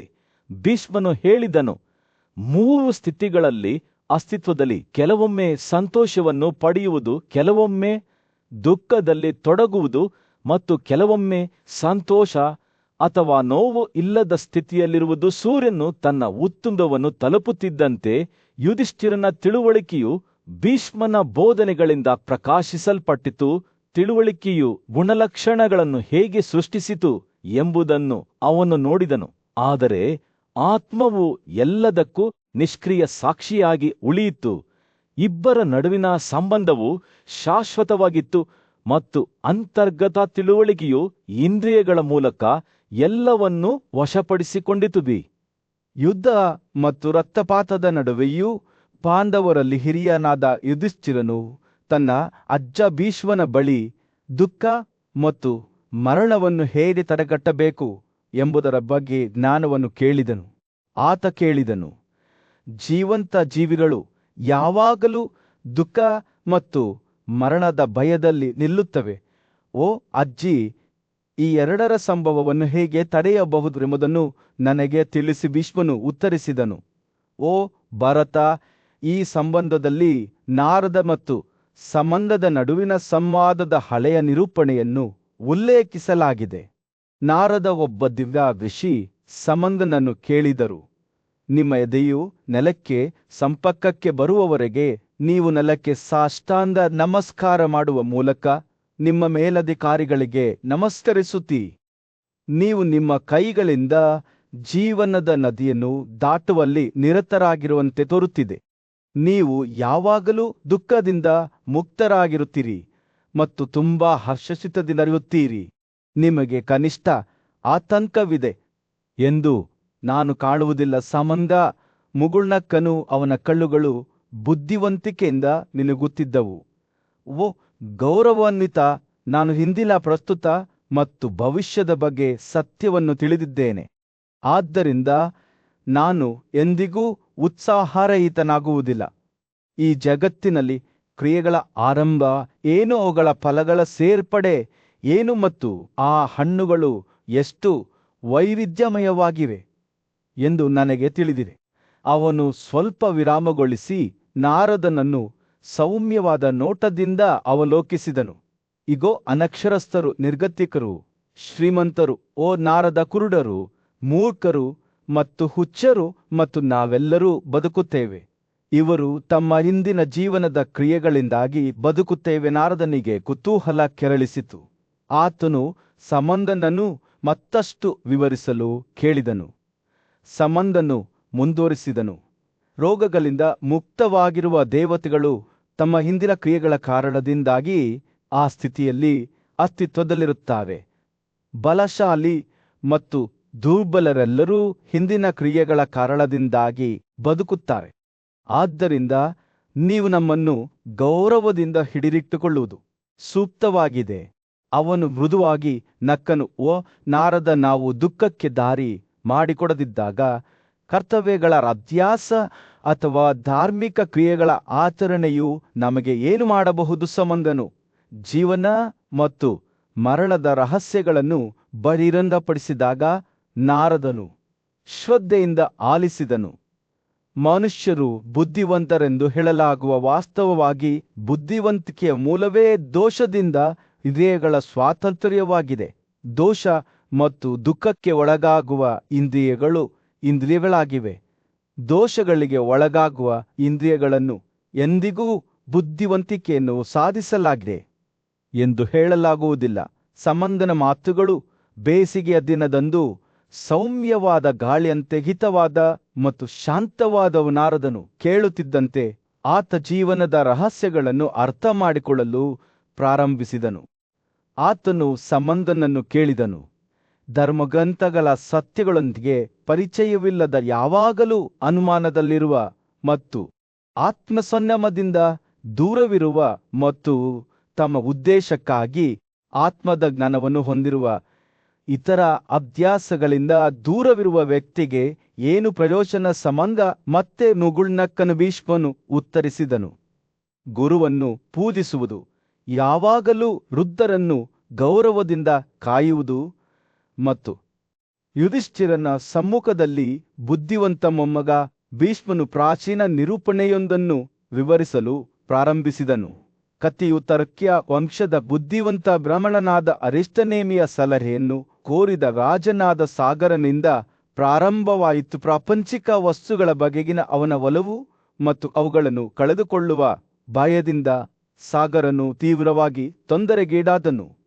ಅವನು ಅರಿಷ್ಟನೇಮಿಯನ್ನು ಕೇಳಿದನು, ಇಲ್ಲಿ ಸಂತೋಷವನ್ನು ಅನುಭವಿಸುವಂತಹ ಕೆಲಸ ಮಾಡುವುದರಿಂದ ಏನು ಪ್ರಯೋಜನ? ದುಃಖ ಮತ್ತು ಉದ್ವೇಗವನ್ನು ತಪ್ಪಿಸುವುದು ಹೇಗೆ? ಬುದ್ಧಿವಂತ ಮತ್ತು ಎಲ್ಲಾ ಧರ್ಮಗ್ರಂಥಗಳೊಂದಿಗೆ ಪರಿಚಿತರಾಗಿದ್ದ ಅರಿಷ್ಟನೇಮಿ ಸಾಗರವನ್ನು ಸಹಾನುಭೂತಿಯಿಂದ ನೋಡಿದನು ಮತ್ತು ಹೇಳಿದನು, ವಿಮೋಚನೆಯ ಸಂತೋಷವು ಜಗತ್ತಿನಲ್ಲಿ ನಿಜವಾದ ಸಂತೋಷವಾಗಿದೆ.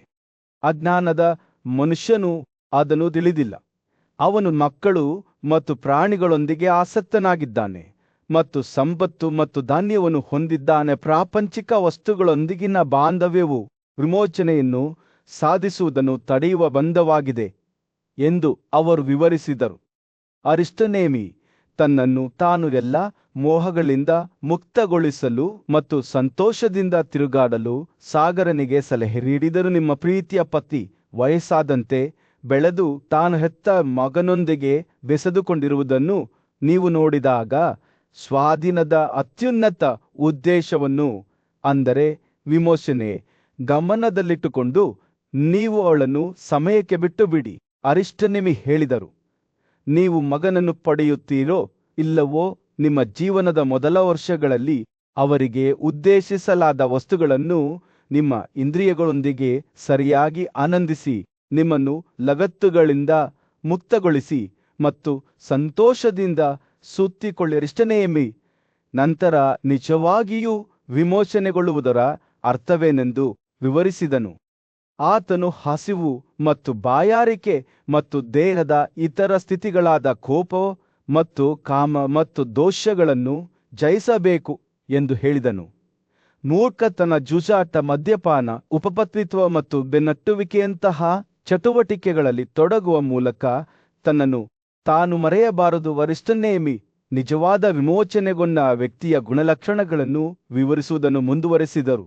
ಸಂತೋಷ ಮತ್ತು ನೋವನ್ನು ಸಮಾನವಾಗಿ, ಲಾಭ ಮತ್ತು ನಷ್ಟವನ್ನು ಸಮಾನವಾಗಿ ಮತ್ತು ಗೆಲುವು ಮತ್ತು ಸೋಲನ್ನು ಸಮಾನವಾಗಿ ಪರಿಗಣಿಸುವವನು ಸಂಪೂರ್ಣವಾಗಿ ಮುಕ್ತನಾಗುತ್ತಾನೆ ಎಂದು ಅವರು ಹೇಳಿದರು. ಒಳ್ಳೆಯ ಮತ್ತು ಕೆಟ್ಟದರ ನಡುವಿನ ವ್ಯತ್ಯಾಸವನ್ನು ನೋಡದೆ ಸ್ವಚ್ಛ ಮತ್ತು ಅಶುದ್ಧವಾಗಿರುವ ಈ ಜಗತ್ತನ್ನು ಹೇಗೆ ಸಮಾನ ದೃಷ್ಟಿಯಿಂದ ನೋಡಬೇಕು ಎಂಬುದನ್ನು ಸಹ ಆತ ವಿವರಿಸಿದ್ದಾನೆ. ಒಬ್ಬರ ದೇಹವನ್ನು ರಕ್ತಮೂತ್ರ ಮತ್ತು ಮಲಮೂತ್ರದ ಸಮೂಹವಲ್ಲದೆ ಬೇರೇನೂ ಅಲ್ಲ ಎಂದು ಪರಿಗಣಿಸಬೇಕು. ಇದು ರೋಗ ಮತ್ತು ಕೊಳೆಯುವಿಕೆಗೆ ಒಳಗಾಗುತ್ತದೆ. ಅಂತಿಮವಾಗಿ ಅರಿಷ್ಟನೇಮಿ ತಮ್ಮ ಸ್ವಂತ ಮರಣ ಮತ್ತು ದೇಹದ ಅಪೂರ್ಣತೆಗಳನ್ನು ನೆನಪಿಸಿಕೊಳ್ಳುವ ವ್ಯಕ್ತಿಯು ನಿಜವಾಗಿಯೂ ವಿಮೋಚನೆಗೊಂಡಿದ್ದಾನೆ ಎಂದು ಹೇಳುವ ಮೂಲಕ ಮುಕ್ತಾಯಗೊಳಿಸಿದರು.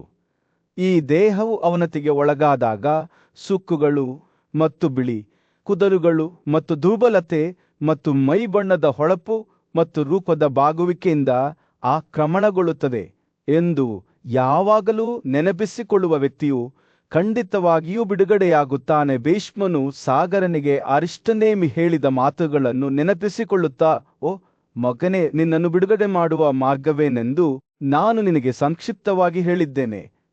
ಬುದ್ಧಿವಂತ ಮತ್ತು ನ್ಯಾಯಯುತ ರಾಜನಾದ ಯುಧಿಷ್ಠಿರನ ಸಮ್ಮುಖದಲ್ಲಿ ಒಂದು ಜ್ವಲಂತ ಪ್ರಶ್ನೆಯು ಅವನ ಮನಸ್ಸನ್ನು ಕಾಡುತ್ತಿತ್ತು.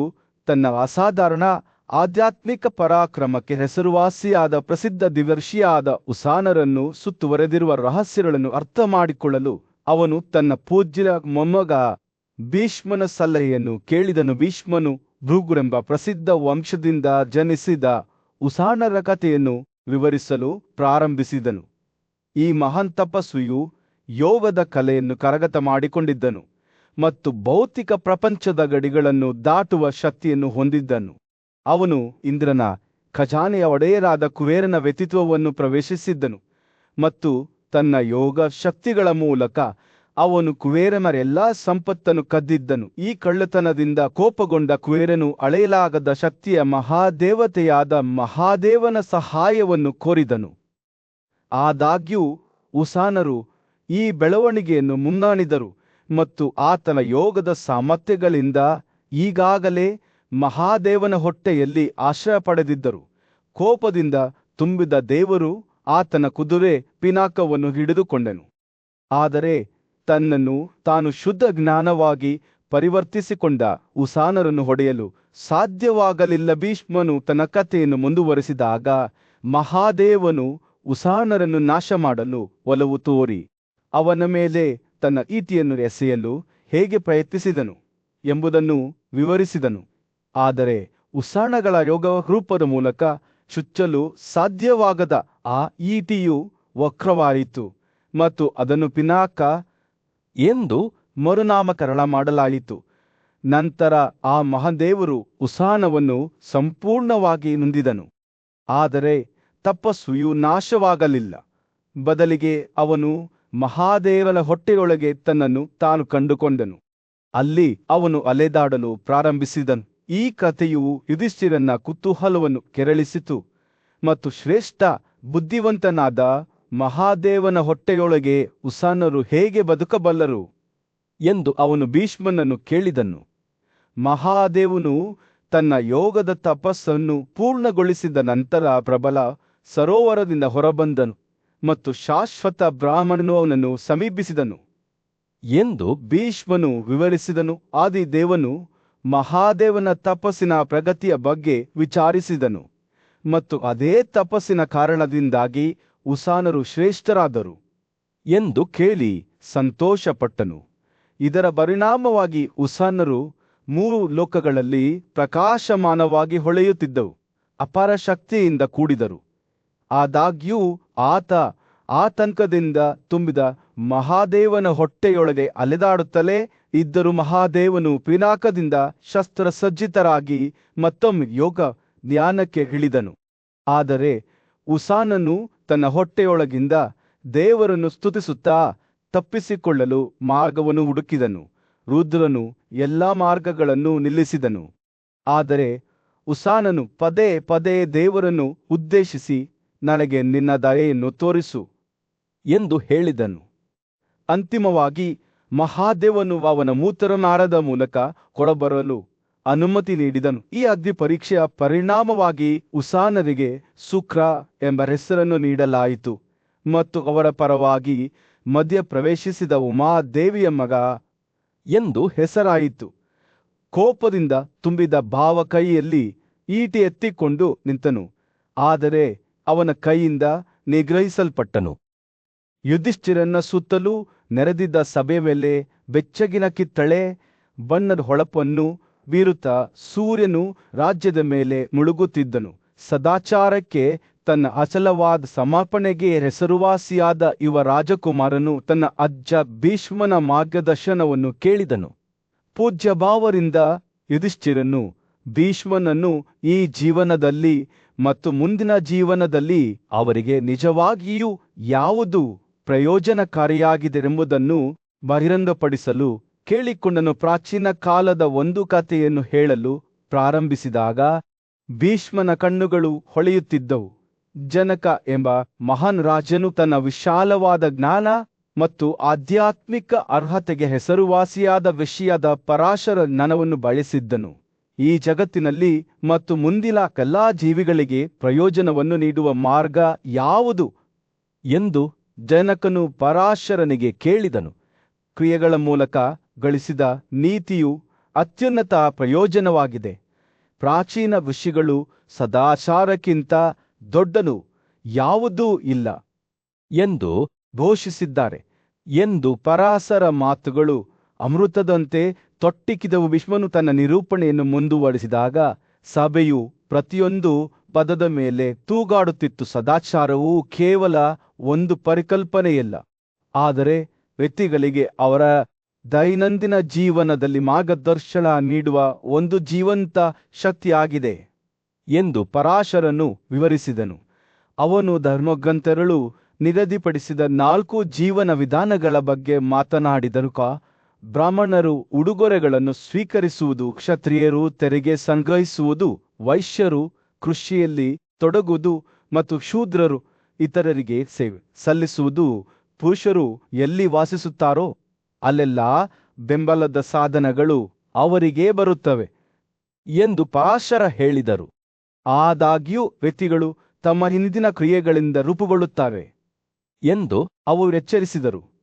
ಬಿಳಿ ಹಿತ್ತಾಳೆಯ ಪಾತ್ರೆಯು ದ್ರವೀಕೃತ ಚಿನ್ನ ಅಥವಾ ಬೆಳ್ಳಿಯಲ್ಲಿ ಮುಳುಗಿದಾಗ ಬಣ್ಣವನ್ನು ಬದಲಾಯಿಸುತ್ತದೆ. ವಿಧಿಯ ಅಸ್ತಿತ್ವ ಮತ್ತು ಒಬ್ಬರ ವರ್ತಮಾನವನ್ನು ರೂಪಿಸುವಲ್ಲಿ ಹಿಂದಿನ ಕ್ರಿಯೆಗಳ ಪಾತ್ರವನ್ನು ಪ್ರಶ್ನಿಸುವ ಸಂಶಯದ ಧ್ವನಿಯು ಸಭೆಯಿಂದ ಹೊರಹೊಮ್ಮಿತು. ಆದರೆ ಪರಾಶರರು ಅಚಲರಾಗಿ ಉಳಿದರು. ಪ್ರತಿ ಕ್ರಿಯೆ ಅದು ಎಷ್ಟೇ ಚಿಕ್ಕದಾಗಿ ಕಾಣಿಸಿದರೂ ಪರಿಣಾಮಗಳನ್ನು ಹೊಂದಿರುತ್ತದೆ ಎಂದು ಒತ್ತಿ ಹೇಳಿದರು. ಹಿಂದಿನ ಜೀವನದ ಒಳ್ಳೆಯ ಕ್ರಿಯೆಗಳ ಪರಿಣಾಮವಾಗಿ ಮಾತ್ರ ಒಬ್ಬರು ಸಂತೋಷವನ್ನು ಪಡೆಯುತ್ತಾರೆ ಎಂದು ಅವರು ಹೇಳಿದರು. ಸೂರ್ಯನು ದಿಗಂತದ ಕೆಳಗೆ ಮುಳುಗಿದಾಗ ಭೀಷ್ಮನು ತನ್ನ ಆತ್ಮಸಂಯಮ, ಕ್ಷಮೆ, ತಾಳ್ಮೆ ಮತ್ತು ಸತ್ಯತೆಯ ಮಹತ್ವವನ್ನು ಎತ್ತಿ ತೋರಿಸುವ ಮೂಲಕ ತನ್ನ ಕಥೆಯನ್ನು ಮುಕ್ತಾಯಗೊಳಿಸಿದನು. ಅವನು ಪ್ರಾಪಂಚಿಕ ವಸ್ತುಗಳಿಗೆ ಅಂಟಿಕೊಳ್ಳುವುದರ ವಿರುದ್ಧ ಎಚ್ಚರಿಕೆ ನೀಡಿದನು. ಬುದ್ಧಿವಂತಿಕೆ ಮತ್ತು ಜ್ಞಾನಕ್ಕಾಗಿ ಶ್ರಮಿಸುವಂತೆ ವ್ಯಕ್ತಿಗಳನ್ನು ಪ್ರೇರೇಪಿಸಿದನು. ಒಬ್ಬನು ಇನ್ನೊಬ್ಬರ ಒಳ್ಳೆಯ ಮತ್ತು ಕೆಟ್ಟ ಕೃತ್ಯಗಳನ್ನು ಎಂದಿಗೂ ಆನಂದಿಸಬೇಕಾಗಿಲ್ಲ ಅಥವಾ ಸಹಿಸಿಕೊಳ್ಳಬೇಕಾಗಿಲ್ಲ ಎಂದು ಅವನು ಹೇಳಿದನು. ವಾಸ್ತವವಾಗಿ ಒಬ್ಬನು ತನ್ನದೇ ಆದ ಕಾರ್ಯಗಳನ್ನು ಮಾತ್ರ ಆನಂದಿಸುತ್ತಾನೆ ಮತ್ತು ಸಹಿಸಿಕೊಳ್ಳುತ್ತಾನೆ. ಸಭೆಯು ಮೌನವಾಯಿತು. ಪ್ರತಿಯೊಬ್ಬ ಸದಸ್ಯರು ಭೀಷ್ಮನ ಮೂಲಕ ಪರಾಶರನು ಹೇಳಿದ ಆಳವಾದ ಮಾತುಗಳನ್ನು ಪ್ರತಿಬಿಂಬಿಸಿದರು. ಅವು ರಾತ್ರಿಯವರೆಗೂ ಚದುರಿ ಹೋದಾಗ ಯುಧಿಷ್ಠಿರನ ಕಣ್ಣುಗಳು ನೀತಿಯ ಹಾದಿಯ ಬಗ್ಗೆ ಆಳವಾದ ತಿಳುವಳಿಕೆಯಿಂದ ಹೊಳೆಯುತ್ತಿದ್ದವು. ರಾಜತ್ವದ ಸಂಕೀರ್ಣತೆಗಳನ್ನು ಮತ್ತು ಧರ್ಮದ ಅನ್ವೇಷಣೆಯನ್ನು ಮುನ್ನಡೆಸುವಾಗ ಈ ಬೋಧನೆಗಳನ್ನು ತನ್ನೊಂದಿಗೆ ಜೀವನದುದ್ದಕ್ಕೂ ಕೊಂಡೊಯ್ಯುವುದಾಗಿ ಆತನಿಗೆ ತಿಳಿದಿತ್ತು. ಪ್ರಶಾಂತ ಮತ್ತು ನೆಮ್ಮದಿಯ ವಾತಾವರಣದಲ್ಲಿ ಪರಾಶರನು ತನ್ನ ಆಳವಾದ ಬುದ್ಧಿವಂತಿಕೆಯನ್ನು ರಾಜಸಾಗರನೊಂದಿಗೆ ಹಂಚಿಕೊಳ್ಳಲು ಪ್ರಾರಂಭಿಸಿದನು. ಮಹಾರಾಜರೇ, ಅವನು ಹೇಳಿದನು, ಪ್ರಜ್ಞೆ ಹೊಂದಿದ ಮಾನವ ದೇಹವಾದ ಈ ರಥವನ್ನು ಪಡೆದ ಮನುಷ್ಯನು ತನ್ನ ಕುದುರೆಗಳ ಮೇಲೆ ನುಯ್ದ ರಥಧಾರಿಗಳ ನಿಯಂತ್ರಣದಂತೆ ಅದರ ಇಂದ್ರಿಯಗಳನ್ನು ನಿಯಂತ್ರಿಸಲು ಪ್ರಯತ್ನಿಸಬೇಕು. ಅವನು ಮುಂದುವರಿಸಿದನು, ಆಸಕ್ತಿಯಿಂದ ಮುಕ್ತವಾದ ಮನಸ್ಸು ಮತ್ತು ಪ್ರಾಪಂಚಿಕ ಆಸೆಗಳನ್ನು ತ್ಯಜಿಸಿದ ವ್ಯಕ್ತಿಯು ನೀಡುವ ಗೌರವವು ನಿಜವಾಗಿಯೂ ಹೊಗಳಿಕೆಗೆ ಅರ್ಹವಾಗಿದೆ. ಓ ರಾಜನೇ, ಈ ಭಕ್ತಿಯು ಬುದ್ಧಿವಂತ ಗುರುವಿನಿಂದ ಪಡೆದ ಮಾರ್ಗದರ್ಶನದ ಫಲಿತಾಂಶವಾಗಿದೆ. ಕೇವಲ ಊಹಾಪೋಹ ಅಥವಾ ಸಮಾನರ ನಡುವಿನ ಚರ್ಚೆಯಲ್ಲ. ಪರಾಶರನ ಮಾತುಗಳು ಭಾರವಾದವು ಮತ್ತು ರಾಜನು ಶ್ರದ್ಧೆಯಿಂದ ಆಲಿಸಿದನು. ಅವರು ಒಟ್ಟಿಗೆ ಕುಳಿತಾಗ ಪರಾಶರನು ತನ್ನ ನಿಗದಿತ ಜೀವಿತಾವಧಿಯಲ್ಲಿ ಬದುಕುವ ಮಹತ್ವವನ್ನು ಒತ್ತಿ ಹೇಳಿದನು. ಈ ಅಮೂಲ್ಯ ಉಡುಗೊರೆಯನ್ನು ಪಡೆದ ನಂತರ ಅವನು ಹೇಳಿದನು, ಪ್ರಾಪಂಚಿಕ ಸುಖಗಳಲ್ಲಿ ತೊಡಗಿಕೊಂಡು ಅದನ್ನು ವ್ಯರ್ಥ ಮಾಡಬಾರದು. ಬದಲಿಗೆ ಕ್ರಮೇಣ ಬೆಳವಣಿಗೆಗೆ ಕಾರಣವಾಗುವ ಧಾರ್ಮಿಕ ಕಾರ್ಯಗಳಿಗಾಗಿ ಪ್ರಯತ್ನಿಸಬೇಕು. ಬುದ್ಧಿವಂತ ಋಷಿ ಲಾಮಗೊಳಿಸಿ ರಾಜನನ್ನು ವಿವೇಚನಾಯುತ ನೋಟದಿಂದ ವೀಕ್ಷಿಸಿದ ಜೀವನು ಅಸ್ತಿತ್ವದ ವಿವಿಧ ಹಂತಗಳಲ್ಲಿ ಸಾಧಿಸುವ 6 ಬಣ್ಣಗಳಲ್ಲಿ ಉನ್ನತ ಬಣ್ಣದಿಂದ ದೂರವಾಗುವವನು ಖಂಡನೆ ಮತ್ತು ಆಪಾದನೆಗೆ ಅರ್ಹನಾಗಿರುತ್ತಾನೆ ಎಂದು ಪರಾಶರನು ವಿವರಿಸಿದನು. ಆದ್ದರಿಂದ ಒಳ್ಳೆಯ ಕಾರ್ಯಗಳ ಮೂಲಕ ಉನ್ನತ ಸ್ಥಾನವನ್ನು ಪಡೆದವನು ರಾಜರಿಂದ ಕಳಂಕಿತವಾದ ಕ್ರಿಯೆಗಳನ್ನು ಭಾವೋದ್ರೇಕದ ಗುಣವನ್ನು ತಪ್ಪಿಸುವ ಮೂಲಕ ಅದನ್ನು ಕಾಪಾಡಿಕೊಳ್ಳಲು ಪ್ರಯತ್ನಿಸಬೇಕು. ಈ ಪದಗಳ ಮಹತ್ವವನ್ನು ಗ್ರಹಿಸಿದಾಗ ರಾಜನ ಕಣ್ಣುಗಳು ಅಗಲವಾದ ಧಾರ್ಮಿಕ ಕ್ರಿಯೆಗಳು ಒಬ್ಬ ವ್ಯಕ್ತಿಯನ್ನು ಉನ್ನತ ಬಣ್ಣಕ್ಕೆ ಹೇಗೆ ಏರಿಸಬಹುದು ಎಂಬುದನ್ನು ಪರಾಶರ ವಿವರಿಸುತ್ತಾ ಹೋದರು. ಆದರೆ ಪಾಪಪೂರ್ಣ ಕ್ರಿಯೆಗಳು ಯಾತನೆ ಮತ್ತು ನರಕದ ರಾಜ್ಯಗಳಿಗೆ ಸಹ ಕಾರಣವಾಗುತ್ತವೆ. ಒಬ್ಬ ವ್ಯಕ್ತಿಯು ನೀತಿಯ ಮೂಲಕ ಉನ್ನತ ಬಣ್ಣವನ್ನು ಪಡೆಯುತ್ತಾನೆ ಎಂದು ಅವರು ಹೇಳಿದರು. ಆದರೆ ಅದನ್ನು ಪಡೆಯಲು ಸಾಧ್ಯವಾಗದೆ ಅವನು ಗೊತ್ತಿದ್ದು ಪಾಪದ ಕೃತ್ಯಗಳನ್ನು ಮಾಡುವ ಮೂಲಕ ನರಕಕ್ಕೆ ಬೀಳುತ್ತಾರೆ. ಬುದ್ಧಿವಂತ ಋಷಿಯ ಮಾತುಗಳು ಸಹಾನುಭೂತಿ ಮತ್ತು ತಿಳುವಳಿಕೆಯಿಂದ ತುಂಬಿರುವುದಾಗಿಯೂ ಪ್ರಜ್ಞಾಹೀನ ಅಥವಾ ಅಜ್ಞಾನದ ಕ್ರಿಯೆಗಳನ್ನು ತಪಸ್ಸಿನ ಮೂಲಕ ಶುದ್ಧೀಕರಿಸಬಹುದು ಎಂದು ಪರಾಶರ ಎಚ್ಚರಿಸಿದರು. ಆದರೆ ಅವುಗಳ ಪರಿಣಾಮಗಳ ಬಗ್ಗೆ ಸಂಪೂರ್ಣ ಜ್ಞಾನದಿಂದ ಮಾಡಿದವರು ಅಪಾರ ನೋವುಗಳಿಗೆ ಕಾರಣರಾಗುತ್ತಾರೆ. ಬುದ್ಧಿವಂತ ವ್ಯಕ್ತಿಯು ಎಂದಿಗೂ ಪಾಪದ ಸ್ವಭಾವದ ಕೃತ್ಯವನ್ನು ಮಾಡುವುದಿಲ್ಲ ಎಂದು ಅವರು ಹೇಳಿದರು. ಶುದ್ಧ ವ್ಯಕ್ತಿಯು ಅಶುದ್ಧ ವ್ಯಕ್ತಿಯನ್ನು ಮುಟ್ಟದಂತೆಯೇ ಸೂರ್ಯನು ಮುಳುಗಲು ಪ್ರಾರಂಭಿಸಿದಾಗ ದೃಶ್ಯದ ಮೇಲೆ ಬೆಚ್ಚಗಿನ ಚಿನ್ನದ ಬೆಳಕನ್ನು ಬೀಸಿದನು. ಪರಾಶರನ ಮಾತುಗಳು ತುರ್ತು ಮತ್ತು ಗುರುತ್ವಾಕರ್ಷಣೆಯ ಭಾವವನ್ನು ಪಡೆದುಕೊಂಡವು. ಪಾಪದ ಕೃತ್ಯಗಳ ಫಲವನ್ನು ನಾನು ನೋಡುವುದು ಎಷ್ಟು ದುಃಖಕರವಾಗಿದೆ. ಅವನು ಉದ್ಧರಿಸಿದನು, ಪಾಪದ ಮೂಲಕ ಪಾಪಿಯ ದರ್ಶನವೇ ವಿಕೃತವಾಗುತ್ತದೆ ಮತ್ತು ಅವನು ತನ್ನ ದೇಹವನ್ನು ಆತ್ಮದೊಂದಿಗೆ ಗೊಂದಲಗೊಳಿಸುತ್ತಾರೆ. ಪರಾಶರನು ತನ್ನ ಬುದ್ಧಿವಂತಿಕೆಯನ್ನು ಹಂಚಿಕೊಳ್ಳುತ್ತಿದ್ದಂತೆ ರಾಜನು ಶ್ರದ್ಧೆಯಿಂದ ಆಲಿಸಿದ ಈ ಜಗತ್ತಿನಲ್ಲಿಯೂ ಸಹ ತ್ಯಾಗ ಜೀವನವನ್ನು ನಡೆಸುವ ಮಹತ್ವವನ್ನು ಒತ್ತಿ ಹೇಳುವ ಮೂಲಕ ಬುದ್ಧಿವಂತ ಋಷಿ ಮುಕ್ತಾಯಗೊಳಿಸಿದರು.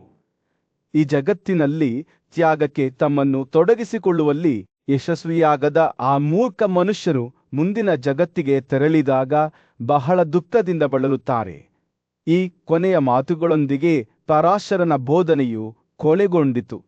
ರಾಜನಿಗೆ ಆಳವಾದ ತಿಳುವಳಿಕೆ ಮತ್ತು ಆತ್ಮಾವಲೋಕನದ ಪ್ರಜ್ಞೆಯನ್ನು ಬಿಟ್ಟು ಹೋಯಿತು. ಅವರು ಬೇಪಟ್ಟಾಗ ರಾಜನು ಆ ಬುದ್ಧಿವಂತ ಋಷಿಯ ಬೋಧನೆಗಳ ಬಗ್ಗೆ ಯೋಚಿಸಿದನು.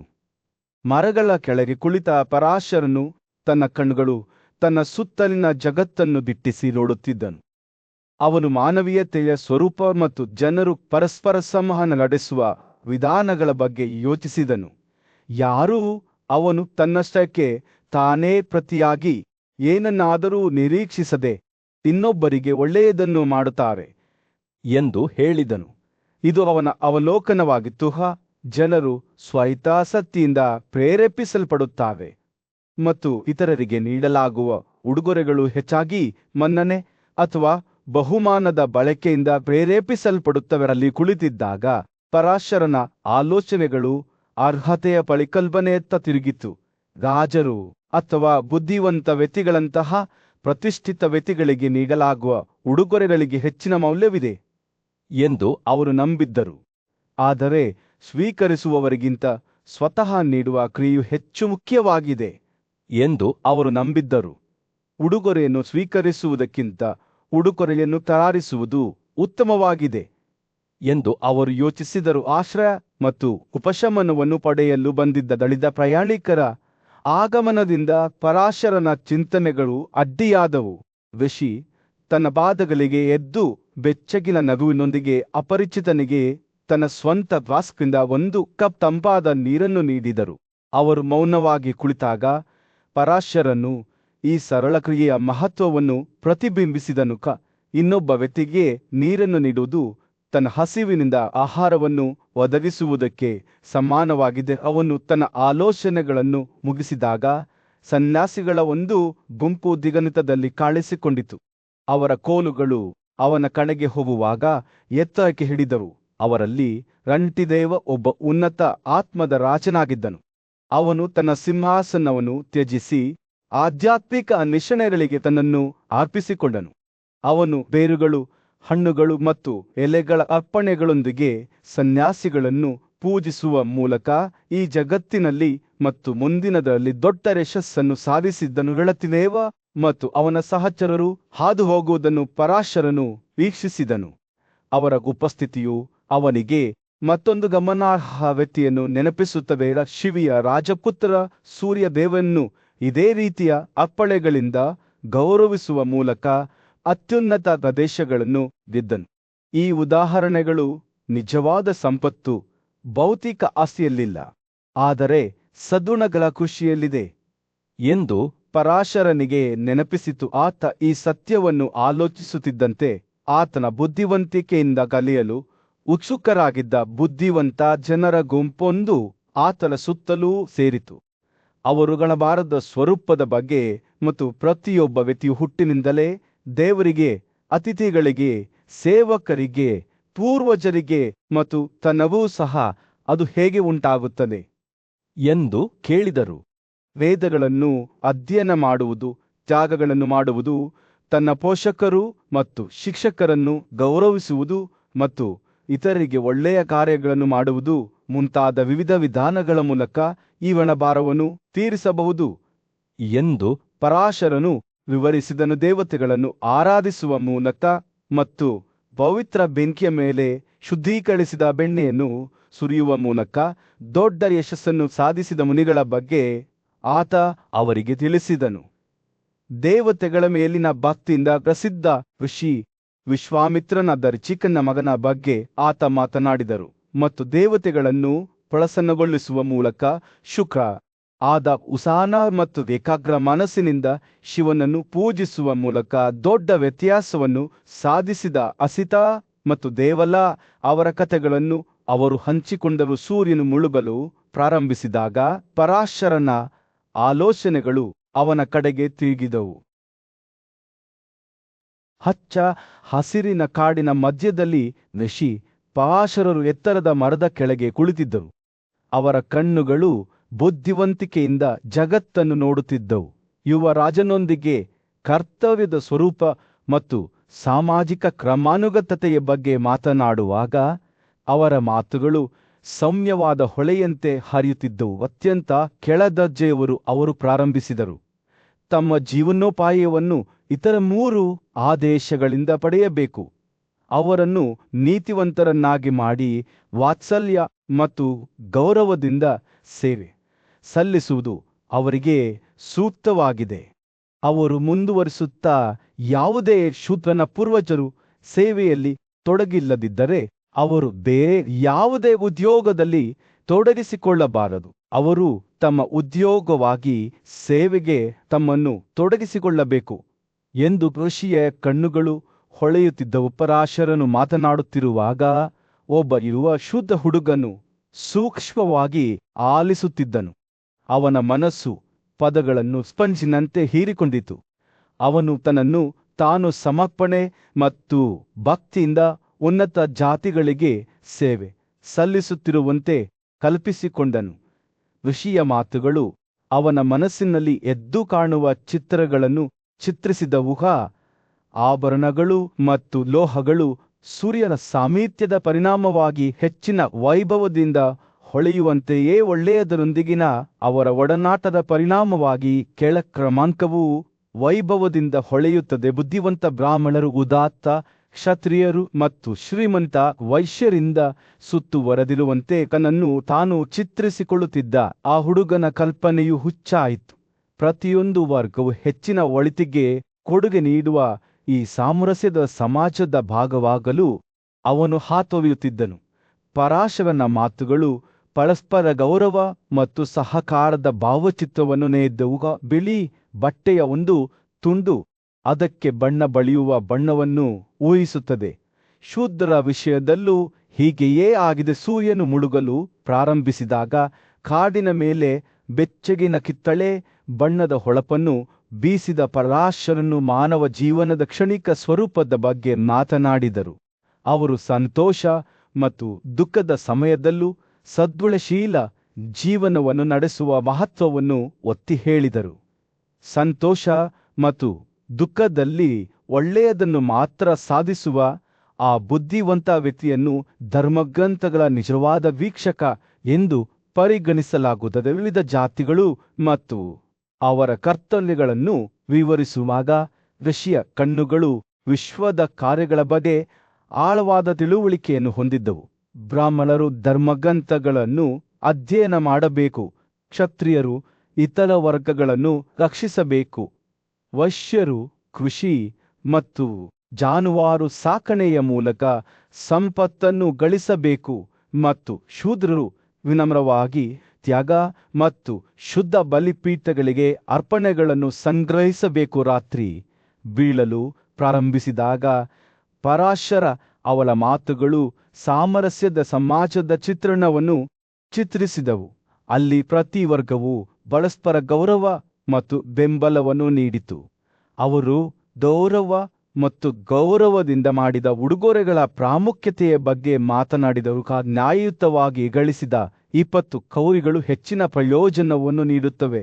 ಋಷಿಯ ಮಾತುಗಳು ತೂಕವನ್ನು ಹೊಂದಿದವು. ಯುವರಾಜನನ್ನು ತನ್ನ ಸ್ವಂತ ಜೀವನದಲ್ಲಿ ಸದಾಚಾರಕ್ಕಾಗಿ ಶ್ರಮಿಸಲು ಪ್ರೇರೇಪಿಸಿದವು. ನಕ್ಷತ್ರಗಳು ಮೇಲಕ್ಕೆ ಮಿನ್ನುಗಲು ಪ್ರಾರಂಭಿಸಿದಾಗ ಪರಾಶರನು ತನ್ನ ಪ್ರವಚನವನ್ನು ಮುಕ್ತಾಯಗೊಳಿಸಿ ಚಿಕ್ಕ ಹುಡುಗನನ್ನು ಆಶ್ಚರ್ಯ ಮತ್ತು ವಿಸ್ಮಯದಿಂದ ಬಿಟ್ಟುಬಿಟ್ಟನು. ಋಷಿಯ ಕೊನೆಯ ಮಾತುಗಳು ಕಾಡಿನ ಮೂಲಕ ಪ್ರತಿಧ್ವನಿಸಿತುಗ ಈ ಜೀವನದ ಸಾಗರದಲ್ಲಿ ಮುಳುಗುವಾಗ ಮನುಷ್ಯನು ಯಾವಾಗಲೂ ಆ ಸಾಗರವನ್ನು ವಿವಿಧ ವಿಧಾನಗಳಿಂದ ದಾಟಲು ಪ್ರಯತ್ನಿಸಬೇಕು.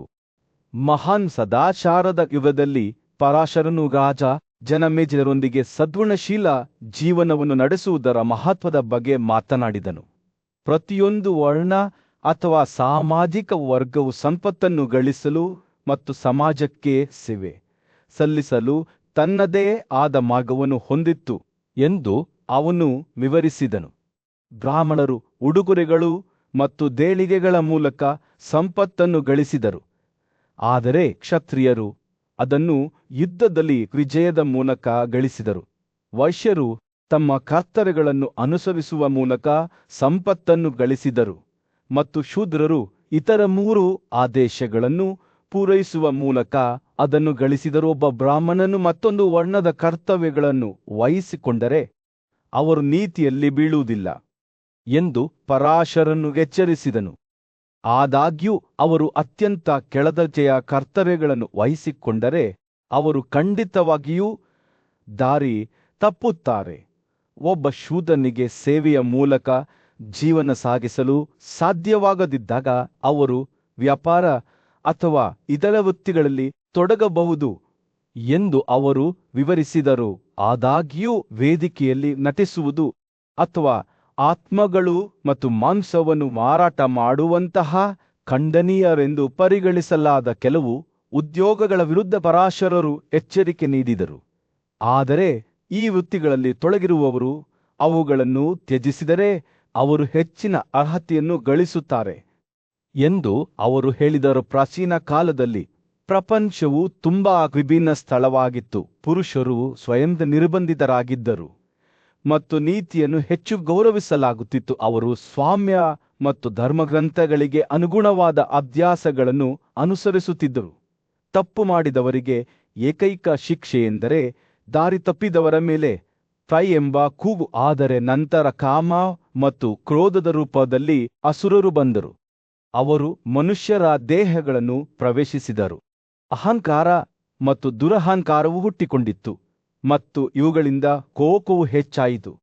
ಜನರು ಕೋಪದಿಂದ ಮುಳುಗಿದಾಗ ಅವರು ತಮ್ಮ ನಮ್ರತೆಯನ್ನು ಮತ್ತು ಅವಮಾನವನ್ನು ಕಳೆದುಕೊಂಡರು ಮತ್ತು ಅಜಾಗರೂಕತೆಯಿಂದ ಮುಳುಗಿ ಹೋದರು.